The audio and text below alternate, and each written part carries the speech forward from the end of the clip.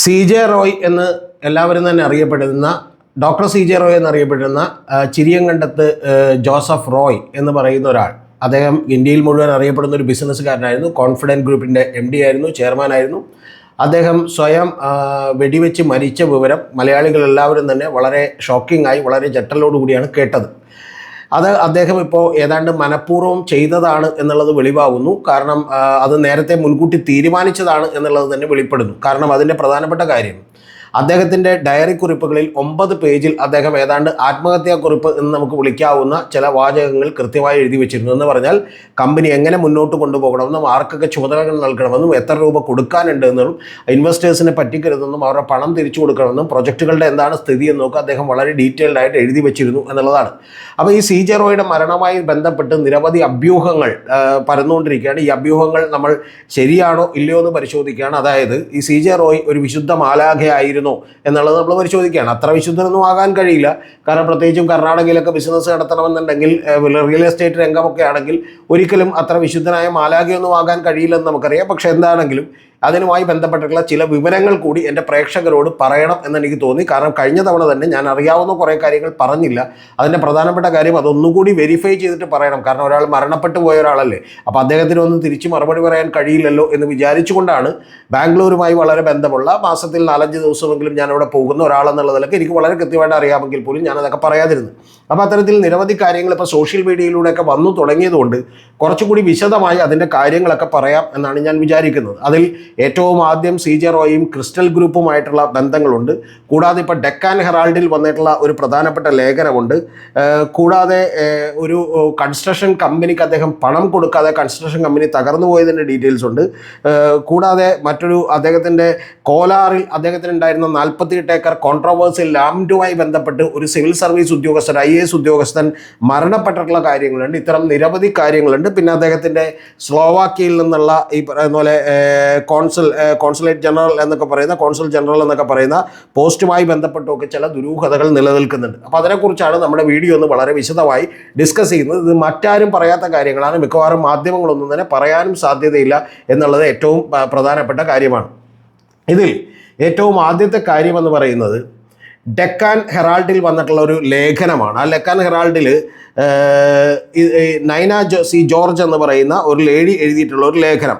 ആ ലേഖനം ഇപ്പോൾ നിങ്ങൾക്ക് കാണാൻ പറ്റുമോ എന്നറിയില്ല. അപ്പോൾ അത്തരത്തിൽ ഈ പറയുന്ന മണി ലോണ്ടറിങ്, അതായത് റിയൽ എസ്റ്റേറ്റിലുള്ള പൊളിറ്റിക്കൽ പേ ഓഫ്, അതായത് റിയൽ എസ്റ്റേറ്റിൽ നിന്നുള്ള ആളുകൾ ഈ പറഞ്ഞ രാഷ്ട്രീയമായിട്ടുള്ള പണം കൊടുത്തിരുന്നു എന്നുള്ളതും അതിൻ്റെ പ്രോബിലാണ്, അതിൻ്റെ അന്വേഷണമാണ് ഈ പറയുന്ന ഇൻകം ടാക്സ് ഡിപ്പാർട്ട്മെൻറ്റ് എത്തിയതും എന്ന് പറയുന്ന ഒരു വിശദാംശങ്ങളാണ്. അപ്പോൾ അതിൽ പറയുന്ന ഏറ്റവും ആദ്യം പ്രധാനപ്പെട്ട കാര്യമെന്ന് പറയുന്നത്, ഇൻകം ടാക്സ് ഒഫീഷ്യൽസ് ഇയാളിലേക്ക് എത്താനുള്ള കാരണം, ഈ CJ റോയിലേക്ക് എത്താനുള്ള കാരണമെന്ന് പറയുന്നത് മണി ലോണ്ടറിങ്ങിൻ്റെ അലിഗേഷനും അതുമായി ബന്ധപ്പെട്ട സംശയങ്ങളും ഉണ്ടായിരുന്നു എന്നുള്ളതാണ്. എന്ന് പറഞ്ഞാൽ കർണാടകയിലൊക്കെയുള്ള ആക്ടിവിറ്റികളിൽ ഈ പറയുന്ന IT ഡിപ്പാർട്ട്മെൻറ്റ് ഇദ്ദേഹത്തെ സംശയിക്കാനുള്ളൊരു കാരണം, കർണാടകത്തിൽ തന്നെയല്ല മലയാളിയായിട്ടുള്ള ഒരു മന്ത്രി ആയിരുന്ന എന്നാണോ, ഇപ്പോൾ മന്ത്രിയാണോ എന്ന് നമുക്ക് ഉറപ്പിച്ച് ഞാൻ പറയുന്നില്ല. അപ്പോൾ അത്തരത്തിലുള്ള ഒരു വലിയ വ്യവസായി കൂടിയായ ഒരാൾ, അദ്ദേഹം കോൺഗ്രസ്സിന് വേണ്ടിയിട്ടുള്ള കള്ളപ്പണം വെളുപ്പിക്കുന്നതിന് വേണ്ടി CJ റോയിയെ ഉപയോഗപ്പെടുത്തിയിരുന്നുവെന്നും, CJ റോയി അത്തരത്തിലുള്ള ഒരു ആയുധമായി മാറിയിരുന്നുവെന്നും, അപ്പോൾ അങ്ങനെ അത്തരത്തിലുള്ള പണം ഈ വരുന്ന തെരഞ്ഞെടുപ്പിൽ കേരളത്തിലേക്ക് പോലും ഡിസ്ട്രിബ്യൂട്ട് ചെയ്യപ്പെടാൻ സാധ്യതകളുണ്ട് എന്നുമൊക്കെ കണ്ടെത്തിയതിൻ്റെ അടിസ്ഥാനത്തിലാണ് ഇൻകം ടാക്സ് ഡിപ്പാർട്ട്മെൻറ്റ് ഒരു അന്വേഷണവുമായി മുന്നോട്ടിറങ്ങിയത് എന്നുള്ളതാണ്. ഞാൻ കഴിഞ്ഞ വീഡിയോയിൽ തന്നെ നിങ്ങളോട് പറഞ്ഞിരുന്നു, ഈ ITക്ക് പുറകെ എൻഫോഴ്സ്മെൻറ്റ് ഡയറക്ടറേറ്റ് വരും. കാരണം എൻഫോഴ്സ്മെൻറ്റ് ഡയറക്ടറേറ്റ് വരിക എന്ന് പറഞ്ഞാൽ PMLA ആക്ടറാണ്. അപ്പോൾ അത്തരത്തിൽ മണി ലോണ്ടറിങ്ങിൻ്റെ കാര്യങ്ങൾ കൂടി ഉണ്ടെങ്കിൽ, കള്ളപ്പണം വെളുപ്പിക്കൽ കൂടി ഉണ്ടെങ്കിൽ അത് പിന്നെ ഊരിപ്പോരാൻ കുറച്ചുകൂടി ബുദ്ധിമുട്ടാകും എന്നുള്ളതാണ് ഏറ്റവും പ്രധാനപ്പെട്ട കാര്യം. ഈ ലേഖനത്തിൽ അത്തരത്തിലുള്ള നിരവധി കാര്യങ്ങൾ പറയുന്നുണ്ട്. കൂടാതെ ഈ നൈന C ജോർജ് എന്ന് പറയുന്ന ലേഖിക പറയുന്ന പ്രധാനപ്പെട്ട കാര്യമെന്ന് പറയുന്നത്, ഇദ്ദേഹം ഇവിടെ, അതായത് ഇന്ത്യയിൽ വിൽക്കുന്ന ഫ്ലാറ്റുകൾ അത് നിരവധി NRIസിന് വിറ്റിരുന്നുവെന്നും, അപ്പോൾ NRIകൾക്കൊക്കെ വിൽക്കുമ്പോൾ അതിൻ്റെ ഒരു 20% മാത്രം ഇവിടെ മേടിക്കുകയും ബാക്കിയെല്ലാം തന്നെ പണമായിട്ടും അതുപോലെ ദുബായ് അക്കൗണ്ടുകളിലേക്ക് മേടിക്കുകയും ചെയ്തിരുന്നു എന്നുള്ളതാണ്. അപ്പോൾ ഇത്തരത്തിലുള്ള ചില മാൽ പ്രാക്ടീസുകൾ ഏത് ബിസിനസ്സുകാരനൊക്കെ ചെയ്യുന്ന ചില തരികിടകളൊക്കെ തന്നെ CJ റോയ് ചെയ്തിരുന്നു എന്നുള്ളതാണ് ഈ ലേഖനത്തിലൂടെ നമുക്ക് മനസ്സിലാക്കാൻ കഴിയുന്ന ഒരു കാര്യം. അപ്പോൾ ഇനി ഇതിന് ശേഷം അത്തരത്തിൽ കർണാടകയിലെ ഒരു കോൺഗ്രസ് മന്ത്രിയിലേക്ക് കൂടി എത്തുമോ ഇല്ലയോ എന്നൊക്കെ ഉള്ളത് നമ്മൾ കാത്തിരുന്ന് കാണേണ്ട ഒരു കാര്യമാണ്. അപ്പോൾ അതാണ് ഏറ്റവും പ്രധാനപ്പെട്ട ആദ്യത്തെ ആരോപണമെങ്കിൽ, രണ്ടാമത്തേത് നിരവധി ആളുകൾ ഇപ്പോൾ റോയി അറിയാവുന്ന, റോയിയോട് സംസാരിച്ചിട്ടുള്ള, റോയിയെ നേരത്തെ തന്നെ പരിചയമുള്ള, ഇപ്പോഴല്ല നേരത്തെ തന്നെ പരിചയമുള്ള ആളുകളൊക്കെ തന്നെ ഫേസ്ബുക്ക് പോസ്റ്റുകൾ ഇട്ടിട്ടുണ്ട്. ആ ഫേസ്ബുക്ക് പോസ്റ്റുകൾ ഞാനിപ്പോൾ ഓരോന്നും വായിക്കുന്നില്ല, പക്ഷേ അതിൻ്റെയൊക്കെ രത്നച്ചുരുക്കം ഇതാണ്. ഇത്തരം കാര്യങ്ങൾ നേരത്തെ തന്നെ ഞാനും കേട്ടിട്ടുള്ളതാണ്. പക്ഷേ ഒരാൾ മരണപ്പെട്ടു എന്നുള്ളത് അറിയുമ്പോൾ നമ്മൾ അത്തരം കാര്യങ്ങൾ പറയുന്നത് ശരിയല്ല. പകരം ഇപ്പോൾ സോഷ്യൽ മീഡിയയിലൊക്കെ എല്ലാവരും പറഞ്ഞു തുടങ്ങി, ഇനിയിപ്പോൾ നമുക്ക് പറയാതിരിക്കാൻ കഴിയില്ല. അതുകൊണ്ട് തന്നെ അതിൻ്റെ ഡീറ്റെയിൽസ് കൂടി പറയണം. ഇതാരും മറ്റാരും പറയാത്ത കാര്യങ്ങളാണ്. അതിൽ അദ്ദേഹം ഇപ്പം അദ്ദേഹം ലാസ്റ്റ് കൊടുത്തിട്ടുള്ള ഒരു ഇൻ്റർവ്യൂവിൽ പോലും അദ്ദേഹം പറയാതിരുന്നൊരു പോർഷൻ എന്ന് പറയുന്നത്, അദ്ദേഹം ഹ്യൂലറ്റ് പാക്കർഡ് എന്ന് പറയുന്ന മൾട്ടിനാഷണൽ കമ്പനിയിൽ വലിയ ഉദ്യോഗം വഹിച്ചിരുന്നു എന്നുള്ളത് കൃത്യമായിട്ടുള്ള കാര്യമാണ്. അവിടെ അദ്ദേഹം വലിയ പെർഫോമൻസ് കാഴ്ചവെച്ചു എന്നൊക്കെയാണ് അദ്ദേഹം അവകാശപ്പെടുന്നത്. എത്രത്തോളം ശരിയാണെന്ന് നമുക്കറിയില്ല. അദ്ദേഹത്തിൻ്റെ ഡോക്ടറേറ്റ് അദ്ദേഹം വില കൊടുത്ത് മേടിച്ചതാണ് എന്നാണ് ഇപ്പോൾ തെളിയുന്നത്. അദ്ദേഹത്തിൻ്റെ വിദ്യാഭ്യാസവുമൊക്കെ മാധ്യമങ്ങൾ പറയുന്നത് തെറ്റാണ് എന്നുള്ളതാണ് ഇപ്പോൾ ഏതാണ്ട് തെളിഞ്ഞു വരുന്നത്. അതൊക്കെ അവിടെ നിൽക്കട്ടെ. പക്ഷേ അദ്ദേഹം ഈ ഹ്യൂലറ്റ് പാക്കർഡിലെ ജോലിക്ക് ശേഷം അദ്ദേഹം ക്രിസ്റ്റൽ എന്ന് പറയുന്ന ഒരു ബിൽഡേഴ്സ് ഉണ്ടായിരുന്നു, അവരിൽ ജോലി ചെയ്തിരുന്നു. ഈ ക്രിസ്റ്റൽ ഗ്രൂപ്പിൻ്റെ MD എന്ന് പറയുന്നത് അദ്ദേഹം കൃഷ്ണൻ നമ്പൂതിരി എന്ന് പറയുന്ന ഒരാളാണ്, കൃഷ്ണൻ നമ്പൂതിരി. അപ്പോൾ അദ്ദേഹത്തെ KK നമ്പൂതിരി എന്നാണ് അറിയപ്പെട്ടുകൊണ്ടിരുന്നത്. അപ്പോൾ അദ്ദേഹമാണ് കെൽട്രോണിൽ ജോലി ചെയ്തിരുന്ന ഒരു ഇലക്ട്രോണിക്സ് എഞ്ചിനീയറാണ്. അതിനുശേഷം അദ്ദേഹം വിദേശത്ത് പോയിരുന്നു, ഗൾഫിലൊക്കെ പോയി പണമുണ്ടാക്കി വന്ന് തുടങ്ങിയിട്ടുള്ള ഒരു പ്രസ്ഥാനമാണ്. ആ പ്രസ്ഥാനം തുടങ്ങി അദ്ദേഹത്തിൻ്റെ ഭാര്യ ലതാ നമ്പൂതിരിയും ഒക്കെ അതിനകത്ത് വളരെ ഇൻവോൾവ് ആയിരുന്നു. അവർ ഫിനാൻസും ഇദ്ദേഹം യഥാർത്ഥത്തിൽ അതിൻ്റെ മാർക്കറ്റിംഗ് ഓപ്പറേഷൻസും ഒക്കെ നോക്കിക്കൊണ്ടിരുന്നതാണ്. അപ്പോൾ അതിൽ ചില പ്രൊജക്റ്റുകളുടെയൊക്കെ മാനേജറായി ഈ CJ റോയ് വന്നിരുന്നു.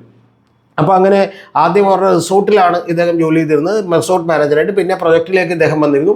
ആ പ്രൊജക്റ്റിലേക്ക് വന്നപ്പോൾ ഇദ്ദേഹത്തിൻ്റെ വലിയ വിശ്വസ്തനായി മാറിയിരുന്നു. എന്ന് പറഞ്ഞാൽ CJ റോയ് എല്ലാ ദിവസവും വന്ന് ഈ KK നമ്പൂതിരിയുടെ കാൽ തൊട്ട് വന്നിച്ചിട്ടൊക്കെയാണ് ജോലി തുടങ്ങിയിരുന്നത് എന്നുള്ളതാണ് അവിടെ ജോലി ചെയ്തിരുന്ന ആളുകളൊക്കെ പറയുന്നത്. ഈ കാലൊക്കെ തൊട്ട് വന്നിക്കുകയും അമിത വിനയം കാണിക്കുകയൊക്കെ ചെയ്യുന്നവരൊക്കെ സൂക്ഷിക്കേണ്ട ആളുകളാണ് എന്നുള്ളത് നമ്മൾ ഒരിക്കൽ കൂടി നിങ്ങളെ ഭൂരിപക്ഷം പേരും മനസ്സിലാക്കണം എന്നുള്ളതാണ് എനിക്ക് പറയാനുള്ളത്. അപ്പോൾ അദ്ദേഹം അങ്ങനെ ചെയ്തിരുന്നു. അതിനുശേഷം ഈ കമ്പനി വലിയ ഗ്രോത്തിലേക്ക് എത്തി. കാരണം 2003 ഇത് ഏതാണ്ട് 100 കോടി കമ്പനിയായി മാറി. അതിനുശേഷം തൊട്ടടുത്ത കൊല്ലങ്ങളിൽ തന്നെ അത് 300 കോടി കമ്പനിയായി മാറി. 2005 എത്തിയപ്പോൾ ഒരു 520 കോടി ടേൺ ഓവറുള്ള വലിയ കമ്പനിയായി ഇത് മാറി. അപ്പോൾ ഈ 2005 ഇങ്ങനെ 520 കോടി ടേൺ ഓവറുള്ള കമ്പനിയായി മാറുന്നതിൻ്റെ ഇടയിൽ തന്നെ ഈ വളർച്ചയിൽ റോയിയും വളർന്നു. കാരണം റോയി ഇൻവെസ്റ്റ്മെൻ്റ് ഒന്നും ഇല്ലാതെ തന്നെ ഈ വളരെ അത്ര മിടുക്കനായതുകൊണ്ട് കൂടിയായിരിക്കും. കാരണം ക്രിസ്റ്റൽ ഗ്രൂപ്പിൻ്റെ ഈ കൃഷ്ണൻ നമ്പൂതിരിയും ലതാ നമ്പൂതിരിയും ഒക്കെ തന്നെ ഇദ്ദേഹത്തെ കൂടി കമ്പനിയുടെ പാർട്ട്ണറാക്കി ഒരു ഡയറക്ടർ ബോർഡിലേക്ക് എടുത്തു വെച്ചു. അപ്പോൾ അങ്ങനെ ഡയറക്ടർ ബോർഡിലേക്ക് എടുത്തു വെച്ചു. ഇദ്ദേഹത്തിന് ബിസിനസ് പങ്കാളിത്തം കൊടുത്തു, അതായത് പ്രോഫിറ്റിൻ്റെ ഷെയർ കൊടുക്കാൻ തുടങ്ങി, ഇത്തരം കാര്യങ്ങളൊക്കെ ചെയ്യാൻ തുടങ്ങി. അപ്പോൾ ചെയ്യാൻ തുടങ്ങിയതിന് ശേഷം ഇദ്ദേഹത്തിനെതിരെ ഇപ്പോൾ ഉയർന്നു വന്നിട്ടുള്ള ആരോപണം, നമ്മൾ നേരത്തെ മുതൽ കേട്ടിട്ടുള്ള ആരോപണം, ഞാൻ ബാംഗ്ലൂരുമായി എനിക്ക് അത്യാവശ്യം നല്ല ബന്ധങ്ങളുള്ള ഒരാളാണ്. ഞാൻ മാസത്തിൽ ഒരു 4-5 തവണയെങ്കിലും സാധാരണ മറ്റു പല ഓഫീസ് കാര്യങ്ങൾക്കും വേണ്ടി വിസിറ്റ് ചെയ്യുന്ന ഒരാളാണ്. അപ്പോൾ അത്തരത്തിൽ ഉള്ള അവിടെയുള്ള നിരവധി മലയാളികളുമായിട്ടും അല്ലെങ്കിൽ മറ്റു പല രാഷ്ട്രീയക്കാരുമായിട്ടൊക്കെ തന്നെ എനിക്ക് പരിചയങ്ങളൊക്കെ ഉണ്ട്. അപ്പോൾ അങ്ങനെ നിൽക്കുമ്പോഴാണ് ഈ CJ റോയ് എന്ത് ചെയ്തു എന്ന് വെച്ചിട്ടുണ്ടെങ്കിൽ, CJ റോയ് 2005 ഒരു ഇൻസിഡൻറ്റ് ഉണ്ടാവുന്നു. ആ 2005 ഇൻസിഡൻറ്റ് ഉണ്ടായത് ഒരു വില്ല പ്രൊജക്റ്റിൻ്റെ ക്ലബ് ഹൗസ് ഉണ്ട്. ആ ക്ലബ് ഹൗസിൻ്റെ റൂമിനകത്ത് പോലീസ് ഒരു പരിശോധനയ്ക്ക് വേണ്ടി വരുന്നു. റെയ്ഡ് എന്നൊക്കെയാണ് ആളുകൾ പറയുന്നത്, ഞാനത് പറയുന്നില്ല. പരിശോധനയ്ക്ക് വേണ്ടി വരുന്നു. ആ പരിശോധനയിൽ നിന്ന് റോയിയെ ചില സാഹചര്യങ്ങളിൽ അവർ കാണുന്നു. ആ കണ്ടതിന് ശേഷം അവിടുത്തെ പോലീസ് കമ്മീഷണർ, അദ്ദേഹം യഥാർത്ഥത്തിൽ ഈ KK നമ്പൂതിരിയുടെ സുഹൃത്തായിരുന്നു. ആ KK നമ്പൂതിരിയുടെ കുടുംബത്തെ പോലും തകർക്കാവുന്ന ചില കാര്യങ്ങൾ ഇദ്ദേഹത്തോട് പറയുന്നു ഈ KK നമ്പൂതിരിയോട്. അപ്പോൾ നമ്പൂതിരി ആകെ തകർന്നു പോകുന്നു. ഈ റോയിയെ പുറത്താക്കുന്നു എന്നാണ് പറയുന്നത്. അപ്പോൾ റോയിയെ പുറത്താക്കുമ്പോൾ റോയി പിന്നീട് അത് വിശദീകരിച്ചിട്ടുള്ളത്, റോയി ക്രിസ്റ്റൽ ഗ്രൂപ്പിനെ ചതിച്ചിട്ടില്ല, പകരം ക്രിസ്റ്റൽ ഗ്രൂപ്പിൽ അദ്ദേഹം ചെന്നിരുന്നു, എല്ലാം നിങ്ങൾ എടുത്തോളൂ എന്ന് റോയി പറഞ്ഞു എന്നാണ് പറയുന്നത്. എന്ന് പറഞ്ഞാൽ റോയിയുടെ വൈഫ് പറഞ്ഞു, നിങ്ങൾ വളരെ സ്ട്രോങ് ആണ്, അപ്പോൾ അദ്ദേഹം കുറച്ച് വീക്കാണ്, അപ്പോൾ അദ്ദേഹത്തോട് നമ്മളൊരു മര്യാദകളും കാണിക്കരുത് എന്ന് പറഞ്ഞു. അപ്പോൾ റോയി ചെന്നിട്ട് അവർക്ക് ആവശ്യമുള്ളത് ഏതൊക്കെയാണെന്ന് വെച്ചാൽ എല്ലാ ഓൺഗോയിങ് പ്രൊജക്റ്റ് അവർക്ക് വേണമെന്ന് പറഞ്ഞ് എടുത്തോളാൻ പറഞ്ഞു. പിന്നെ 100-300 സ്റ്റാഫ് ഉണ്ടായിരുന്നു, 350 സ്റ്റാഫ് ഉണ്ടായിരുന്നു. അപ്പോൾ അതിൽ എല്ലാവരെയും അവർക്ക് വേണമെന്ന് പറഞ്ഞു. പുള്ളി എന്ത് ചെയ്തു, അവരെയും അവർക്ക് കൊടുത്തു. അതിനുശേഷം 35 പേരെ ആ കമ്പനി വേണ്ട, ഇവിടെ ഒഴിവാക്കണം എന്ന് പറഞ്ഞ്, അങ്ങനെ വേണ്ട എന്ന് പറഞ്ഞ KK നമ്പൂതിരി വേണ്ട എന്ന് പറഞ്ഞ് 35 പേരുമായി ചേർന്നാണ് ഈ പറയുന്ന കോൺഫിഡൻറ്റ് ഗ്രൂപ്പ് തുടങ്ങിയത് എന്നുള്ളതാണ് പറയുന്നത്. കൂടാതെ റോയ് വളരെ മികച്ച മാന്യനായിട്ടുള്ള ഒരാളായിരുന്നു എന്നാണ് അദ്ദേഹം തന്നെ അവകാശപ്പെടുന്നത്. അപ്പോൾ അദ്ദേഹം പറയുന്നത്, അദ്ദേഹം തന്നെ ഒരു ഹോട്ടലിൽ എല്ലാവർക്കും, ഈ ബാക്കിയുള്ള എല്ലാ എംപ്ലോയീസിനും ലഞ്ച് കൊടുത്തുകൊണ്ട്, നിങ്ങൾ ആരും തന്നെ ഈ KK നമ്പൂതിരിയെയും ക്രിസ്റ്റൽ ഗ്രൂപ്പൊന്നും വിട്ടുപോകരുത് എന്ന് പറയാനുള്ള വലിയ മഹാമനസ്കതയും കൂടി അദ്ദേഹം കാണിച്ചു എന്നുള്ളതാണ് അദ്ദേഹം അവകാശപ്പെടുന്നത്. അതും അദ്ദേഹത്തിൻ്റെ പേഴ്സണൽ, അതായത് അദ്ദേഹത്തിൻ്റെ വ്യക്തിപരമായ കാശെടുത്ത് അദ്ദേഹം ഇത്തരത്തിൽ ചെലവ് ചെയ്തുകൊണ്ട് നിങ്ങൾ പറയണം. അപ്പോൾ ആളുകളൊക്കെ എതിർത്തു, അതെന്ത് പണിയാണ് ഈ പറയുന്നത്, കാരണം ഈ സ്റ്റാഫുകളെല്ലാം ഇദ്ദേഹത്തോടാണ് വലിയ അനുഭവം ഉണ്ടായിരുന്നത്, പക്ഷെ അങ്ങനെ ഞങ്ങൾ കൂടെ പോരും എന്ന് പറഞ്ഞു. അപ്പോൾ അദ്ദേഹം കൂടെ പോരല്ലേ എന്ന് പറഞ്ഞ് എന്ത് ചെയ്തു, നിർത്തി എന്നാണ് അദ്ദേഹം പറയുന്നത്. എന്താണെങ്കിലും ശരി, കുറച്ച് കഴിഞ്ഞപ്പോൾ തൊട്ടടുത്ത കൊല്ലങ്ങളിൽ ക്രിസ്റ്റൽ ഗ്രൂപ്പിൻ്റെ വരുമാനം എന്ന് പറയുന്നത് 32 കോടി രൂപയായി ചുരുങ്ങി. കാരണം മാനസികമായി തന്നെ കെ നമ്പൂതിരി അത്രത്തോളം തകർന്നിട്ടുണ്ടാവുമെന്ന് നമുക്കറിയാം. പിന്നെ ബിസിനസ് അദ്ദേഹം ശ്രദ്ധിച്ചില്ല എന്നൊക്കെ പറയുന്നതിലൊന്നും അർത്ഥമില്ല. അതൊക്കെ സംഭവിച്ചിട്ടുണ്ട്. അങ്ങനെ ബിസിനസ് തകർന്നു. ഇവർ ലതയും അതുപോലെ നമ്പൂതിരിയും അടക്കം ജയിലിലായി എന്നാണ് നമുക്കറിയാൻ കഴിയുന്നത്. എന്താണെങ്കിലും ലത കുറച്ച് കാലം ജയിലിലായിരുന്നു. അവർ ഫിനാൻസ് ഒക്കെ നോക്കിക്കൊണ്ടിരുന്നവരാണ്. ഓപ്പറേഷൻസും അതുപോലെ മാർക്കറ്റിങ്ങും ഒക്കെ നോക്കിക്കൊണ്ടിരുന്നത് നമ്പൂതിരിയാണ്. അങ്ങനെ ആകെ ആ ബിസിനസ് സാമ്രാജ്യം തകരുകയും ഇപ്പോൾ ഏതാണ്ട് അവർ വീണ്ടും പുനരുജ്ജീവിക്കാനുള്ള ചില ശ്രമങ്ങളൊക്കെ നടത്തുന്നുണ്ടെന്ന് കേൾക്കുന്നു, നമുക്കറിയില്ല. അപ്പോൾ അത്തരത്തിൽ ആകെ തകർന്നു പോയതിന് ശേഷം ഈ നമ്പൂതിരി ഇപ്പോൾ എവിടെയാണെന്ന് ആർക്കും അറിയില്ല.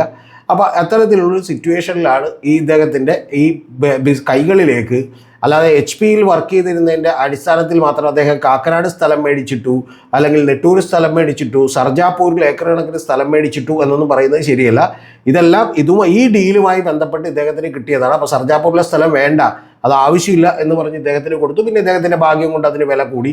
നമുക്കറിയില്ല, 6000 രൂപക്ക് മേടിച്ച സ്ഥലം എന്ത് ചെയ്തു, പിന്നീട് അത് കോടികളുടെ വലിയ വിലയുള്ള സ്ഥലമായി മാറി എന്നുള്ളതൊക്കെയാണ് ഈ പറയുന്നത്. ബാക്കിയുള്ളതൊക്കെ എൻ്റെ പ്രേക്ഷകർക്ക് നല്ല ബുദ്ധിയുണ്ടെന്നറിയാം. നിങ്ങൾ കേട്ടിട്ട് എന്ത് ചെയ്താൽ മതി, ആലോചിച്ചാൽ മതി.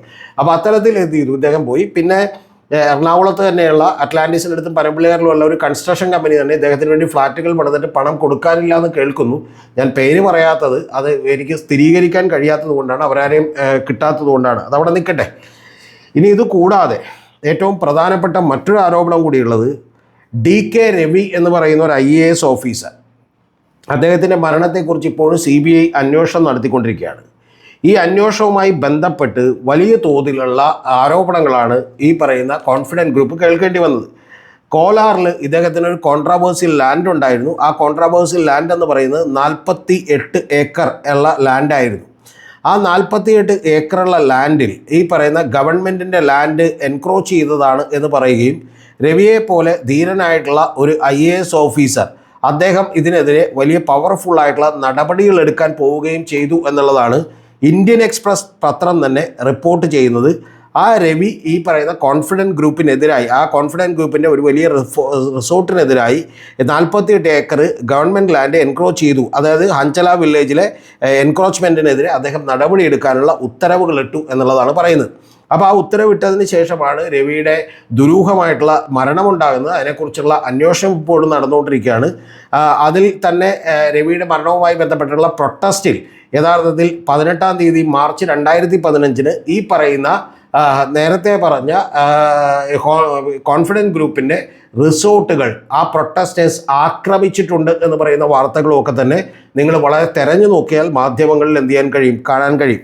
കൂടാതെ ഈ രവിയുടെ ഫാദർ ഇല്ലോ ആയിട്ടുള്ള ആളടക്കം, അതായത് അമ്മായിയച്ഛനടക്കം, അതുപോലെ കോൺഗ്രസ്സുകാരനായിട്ടുള്ള ഹനുമന്ത എന്ന് പറയുന്ന കോൺഗ്രസ് ലീഡർ അടക്കം ഇതിൽ ഈ പറയുന്ന കോൺഫിഡൻറ്റ് ഗ്രൂപ്പിനെതിരെ വലിയ തോതിൽ ആരോപണം ഉന്നയിക്കുകയും ഇതിൽ ഇവരുടെ കരങ്ങളുണ്ട് എന്ന് ആരോപിക്കുകയും ഒക്കെ ചെയ്തിട്ടുണ്ട്. ഇങ്ങനെ ചെയ്യുമ്പോൾ ബംഗാർബെട്ടിൽ എന്ന് പറയുന്ന ആ സ്ഥലത്താണ് ഇവരുടെ റിസോർട്ട് ഇരിക്കുന്നത്. അവിടുത്തെ MLA ആയിട്ടുള്ള നാരായൺ സ്വാമി എന്ന് പറയുന്ന MLA അദ്ദേഹം ഇവരോടൊപ്പം ഉറച്ചു നിൽക്കുകയും കോൺഫിഡൻറ്റ് ഗ്രൂപ്പിൻ്റെ ഒപ്പം ഉറച്ചു നിൽക്കുകയും ചെയ്തു എന്നുള്ളതുമൊക്കെ ചരിത്രമായിട്ടുള്ള കാര്യമാണ്. കൂടാതെ നേരത്തെ പറഞ്ഞ ഈ RN രവിയുടെ മരണം അന്വേഷിക്കണമെന്ന് പറഞ്ഞ ഹനുമന്തപ്പക്കടക്കം വലിയ തോതിലുള്ള ഡെത്ത് ത്രെറ്റ്സ്, അതായത് മരണം ഈ പറഞ്ഞ പോലെ അയാൾക്ക് വലിയ ഭരണഭീഷണികൾ ഉണ്ടായിരുന്നു എന്നുള്ളതുമാണ് അന്നത്തെ മാധ്യമങ്ങൾ, അതായത് നമ്മുടെ ഇവിടുത്തെ മാധ്യമങ്ങൾ പോലുമല്ല, നാഷണൽ ഡെയിലീസ് അടക്കം വലിയ തോതിൽ റിപ്പോർട്ട് ചെയ്യപ്പെട്ടിട്ടുള്ളത് എന്നുള്ളത് നിങ്ങൾ മനസ്സിലാക്കണം. ഞാൻ പറഞ്ഞു വന്നത് യഥാർത്ഥത്തിൽ ഈ പറയുന്ന CJ റോയിയുടെ മരണം എന്ന് പറയുന്നത് കൊണ്ട്, അല്ലെങ്കിൽ ഇത്തരത്തിലുള്ള ആളുകൾ പുറമേ വന്ന് കാണിക്കുന്ന അവരുടെ ഫേസ് എന്ന് പറയുന്നത് കൊണ്ട് ഉടനെ തന്നെ അവരെല്ലാവരും തന്നെ വിശുദ്ധരാണ് എന്ന് നിങ്ങൾ തീരുമാനിച്ച് കളയരുത്. ഇനി മൂന്നാമത്തെ ഏറ്റവും പ്രധാനപ്പെട്ട കാര്യം, ഈ മരണം മരിക്കാൻ അദ്ദേഹം തീരുമാനിച്ചിരുന്നു എന്നുള്ളത് ഒരു പ്രധാനപ്പെട്ട വസ്തുതയാണ്. അതിൻ്റെ കാരണം 30-ാം തീയതി മാർച്ചിന് അദ്ദേഹത്തിന് 3-നോട് വലിയ ഭ്രമമുണ്ടായിരുന്നു എന്ന് ഞാൻ പറഞ്ഞല്ലോ. ആ ഭ്രമത്തിൻ്റെ ഭാഗമായി തന്നെ 30-ാം തീയതിയാണ് അദ്ദേഹം തിരഞ്ഞെടുത്തത് മരിക്കാൻ. കൂടാതെ 3 മണിക്കും 3:15 ഇടക്കുള്ള സമയമാണ് അദ്ദേഹം തിരഞ്ഞെടുത്തത് എന്നുള്ളത് മറന്നുപോകരുത്. കൂടാതെ വലിയ ഡിപ്ലോമാറ്റിക് ഇമ്മ്യൂണിറ്റി ഒന്നുമില്ലെങ്കിലും ഈ കോൺസുലേറ്റ് എന്ന് പറയുന്ന, അതായത് സ്ലോവാക്യൻ കോൺസുലേറ്റ് ആയിട്ടുള്ള ആളെ സംബന്ധിച്ചിടത്തോളം ചില ഡിപ്ലോമാറ്റിക് ആയിട്ടുള്ള പരീക്ഷകളൊന്നും കിട്ടിയില്ലെങ്കിലും പണം കൂടി ഉള്ളതുകൊണ്ട് അത്തരത്തിലുള്ള ചില സൗകര്യങ്ങളൊക്കെ കിട്ടിയിരുന്നു. ആ സൗകര്യങ്ങൾ കിട്ടുമ്പോഴും എൻ്റെ പ്രിയപ്പെട്ട പ്രേക്ഷകർ അറിയേണ്ടത് വരും ദിനങ്ങളിൽ റോയും അതുപോലെ തന്നെ മറ്റ് ഏജൻസികളുമൊക്കെ അന്വേഷിച്ചിരുന്നു എന്നാണ് അറിയാൻ കഴിയുന്ന ഒരു കാര്യം, CBI അടക്കം. അപ്പോൾ അത്തരം അന്വേഷണങ്ങളൊക്കെ നേരിട്ടുന്നു എന്നുള്ളത് നമുക്ക് സ്ഥിരീകരിക്കാൻ കഴിയാത്ത കാര്യമാണ്. പക്ഷേ പ്രധാനപ്പെട്ട ഒരു കാര്യം, ഈ പറയുന്ന സ്ലോവാക്യ എന്ന് പറയുന്ന റിപ്പബ്ലിക്ക് യൂറോപ്പിലെ തന്നെ ഏറ്റവും കറപ്റ്റായ, ഏറ്റവും അഴിമതി നിറഞ്ഞ, ഏറ്റവും ഡ്രഗ് കാർട്ടലുകൾക്ക് അടക്കി വാഴുന്ന വലിയൊരു യൂറോപ്പിലെ ഒരു രാജ്യമാണെന്നും ചെറിയ രാജ്യമാണ്. ആ രാജ്യത്തിന് തന്നെ ഇദ്ദേഹം പോയി എന്തിനാണ് ഇത്തരത്തിലുള്ള ഒരു കോൺസുലേറ്റ് പദവി നേടിയെടുത്തത് എന്നുള്ളതുമൊക്കെ വലിയ സംശയകരമായിട്ടുള്ള കാര്യങ്ങളാണ് എന്നാണ് എനിക്ക് നിങ്ങളോട് പറയാനുള്ളത്. നേരത്തെ ഞാൻ കഴിഞ്ഞ വീഡിയോകളിലൊക്കെ പറഞ്ഞ പോലെ ഒരു പേഴ്സണൽ ബ്രാൻഡും അതുപോലെ കമ്പനിയുടെ ബ്രാൻഡും കൂടി ഒരുമിച്ച് എന്ത് ചെയ്യുന്നു, മിങ്കിൾ ചെയ്യുന്നു എന്നുള്ള നിലക്കുള്ള ഒരു ഗ്രോത്ത് അത് കഴിഞ്ഞ 19-20 കൊല്ലം കൊണ്ട് ഇദ്ദേഹത്തെ കുറച്ചുകൂടി ഉയരങ്ങളിലേക്ക് എത്തിച്ചിട്ടുണ്ട്. പക്ഷേ ആ ഉയരങ്ങളിലേക്ക് എത്തിച്ചതിൻ്റെ പിന്നിൽ വളരെ വിശുദ്ധമായിട്ടുള്ളൊരു വഴികൾ മാത്രമല്ല ഉള്ളത്. ഒരു ബിസിനസ്സുകാരനും അങ്ങനെ വഴികളല്ല. പ്രത്യേകിച്ചും കർണാടകയിലൊക്കെ റിയൽ എസ്റ്റേറ്റ് രംഗത്ത് പയറ്റുന്ന ഒരാളുകളെ സംബന്ധിച്ചിടത്തോളം അത്തരത്തിൽ വളരെ ക്ലീനായിട്ട് ഒരു ബിസിനസ്സും നടത്തിക്കൊണ്ടുപോകാൻ കഴിയില്ല എന്ന് പറയുന്ന യാഥാർത്ഥ്യം കൂടി എൻ്റെ പ്രിയപ്പെട്ട പ്രേക്ഷകർ മനസ്സിലാക്കണം എന്നുള്ളത് കൊണ്ട് മാത്രമാണ് യഥാർത്ഥത്തിൽ വേണോ വേണ്ടെന്ന് ഒരു 3-4 വട്ടം ആലോചിച്ചിട്ടും ഇത്തരത്തിലുള്ളൊരു വീഡിയോ ചെയ്തത്. കാരണം ഞാൻ ചെയ്തില്ലെങ്കിലും ഇതെല്ലാം പുറത്തു വരും. കഴിഞ്ഞ വീഡിയോയിൽ തന്നെ ഞാൻ നിങ്ങളോട് പറഞ്ഞത് നിങ്ങൾ ഓർക്കുന്നുണ്ടാവും, എനിക്ക് അറിയുന്നതിൻ്റെ ഒരു 10-20% മാത്രമേ പറയുന്നുള്ളൂ. ഇപ്പം ഞാൻ അതിൻ്റെ ഒരു 10% കൂടി പറഞ്ഞിരിക്കുന്നു എന്നുള്ളതാണ്. ബാക്കിയുള്ളതെല്ലാം നമുക്ക് എന്ത് ചെയ്യാം, വഴിയറിയാം.